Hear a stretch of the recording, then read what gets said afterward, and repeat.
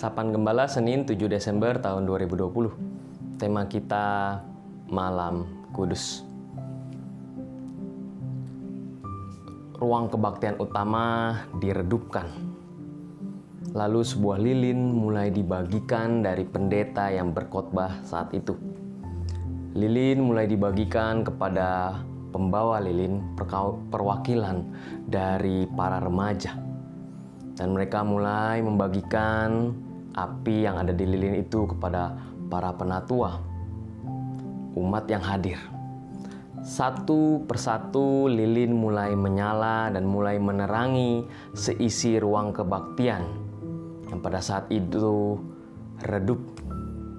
Beriringan dengan instrumen lagu Malam Kudus yang mengalun membuat suasana semakin syahdu.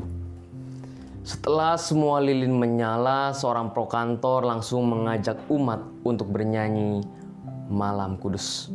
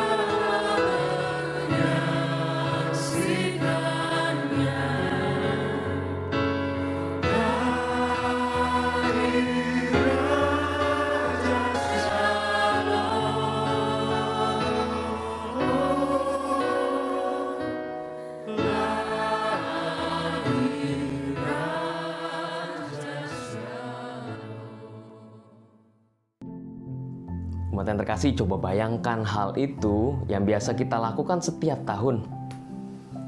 Betapa luar biasanya Malam Kudus itu pada saat dinyanyikan dengan sebuah lilin di tangan.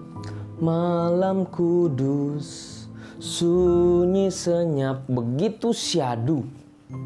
Nah, kalau kita tak lihat Malam Kudus ini, lagu ini diciptakan oleh dua orang pria, Joseph Mohr, seorang pendeta, dan juga Franz Xaver Gruber.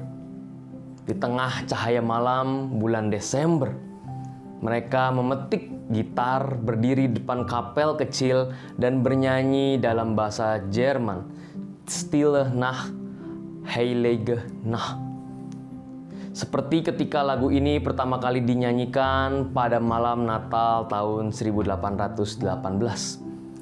Selama 2 abad terakhir, lagu Malam Kudus ini menjadi sebuah fenomena budaya, kidung Natal yang penting dalam budaya di seluruh dunia. Lagu ini telah diterjemahkan lebih dari 300 bahasa dan dialek, termasuk Latin dan juga bahasa Indonesia. Dan pada tahun 2011 ditambahkan ke daftar warisan budaya tak benda dari UNESCO. Lagu ini telah direkam oleh banyak penyanyi dari dekade ke dekade, dari Bing Crosby hingga Mariah Carey. Lagu ini bahkan menginspirasi perdamaian, meskipun sekilas saja. Kalau kita ingat, mungkin pernah mendengar cerita pada malam Natal tahun 1914. Pada awal Perang Dunia Pertama, para prajurit di parit-parit di bagian depan Flanders meletakkan senapan dan helm mereka. Dan mulai menyanyikan, ada satu orang prajurit yang menyanyikan Malam Kudus. Dan akhirnya para pasukan yang tadinya berhadapan menghentikan sejenak untuk mereka merayakan Natal bersama-sama. Nah, kalau kita tanya apa yang mengilhami Moore untuk menulis puisi itu, kita tidak mengetahuinya karena tidak ada secara spesifik cerita yang ditulis dari Moore seperti itu.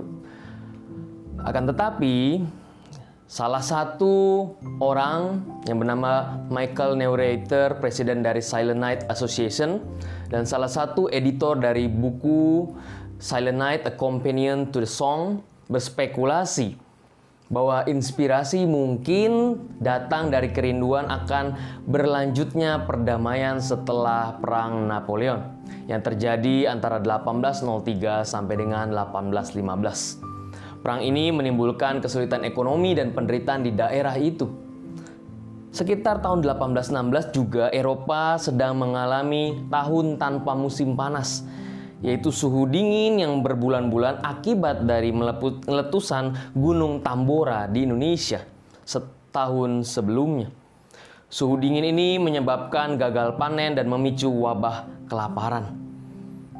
Dan menurut Michael, inspirasi ini mungkin berasal dari konteks di mana Malam Kudus ini memberikan sebuah suasana yang menenangkan untuk tetap percaya, untuk menjalani hidup hari demi hari mereka. Walaupun dalam penderitaan, walaupun dalam kesulitan, mereka tetap yakin dan percaya. Di dalam kesenyapan yang malam ini, mereka tetap yakin percaya dalam kehadiran Sang Juru Selamat, yaitu Yesus Kristus, yang akan mampu membuat mereka dapat menjalani hari demi hari. Pada saatnya nanti, Bapak dan Ibu, di mana kita akan beribadah, berkebaktian di rumah masing-masing dalam malam Natal, tetaplah ciptakan malam syahdu tersebut bersama dengan keluarga terkasih. Tetap ciptakan suasana di mana kita di dalam keheningan Tuhan hadir. Karena malam kudus, pada saat malam Natal nanti, kita mengingat akan kebaikan Tuhan. Tuhan memberkati kita.